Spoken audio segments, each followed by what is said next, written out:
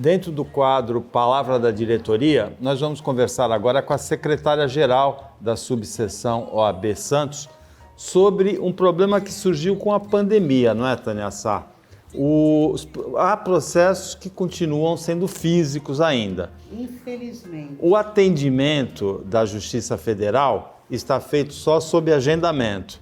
E para fazer uma petição intermediária, fazer uma protocolização, não dá para esperar agendamento quando tem prazo correndo, dá? É isso mesmo. A nossa preocupação foi essa, porque os advogados começaram a reclamar, e com toda razão, que efetivamente você tem um prazo para protocolizar uma petição. E aquilo é um mero ato administrativo, meu Deus.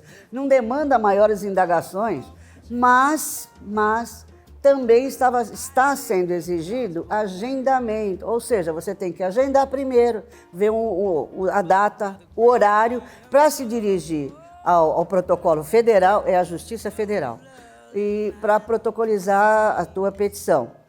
Face a esse problema, né, que está ocorrendo desde o retorno às atividades presenciais, que foi a partir de 3 de agosto, nós oficiamos tanto a diretoria como a comissão de prerrogativas, que também eu sou a responsável, ao Fórum Federal, juiz do Fórum Federal, e ao presidente do TRF, que é o tribunal que atende essas demandas na nossa região, para que seja permitida a entrada de advogados e estagiários mediante a simples apresentação da carteira, da cédula de advogado, né? E, portanto, fazia tranquilamente esse protocolo sem maiores problemas. Isso é importantíssimo. Hoje nós recebemos uma resposta e eu quero agradecer efetivamente a diretoria do Fórum Federal pela prontidão na resposta, que isso não é competência dos juízes federais, dos diretores do Fórum.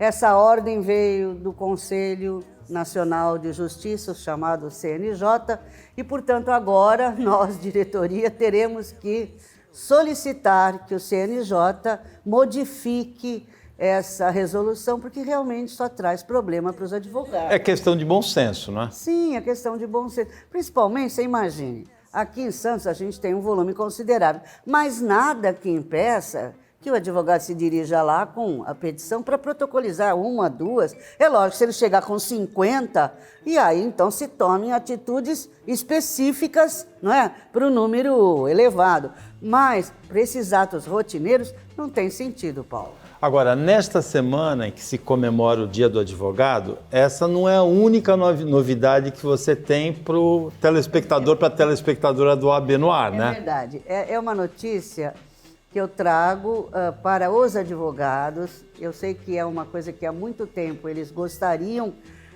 que ocorresse na nossa subseção. Você sabe que nós temos as sociedades de advogados, né? Eu, por exemplo, sou uma sociedade, os meus filhos que são advogados são sociedades.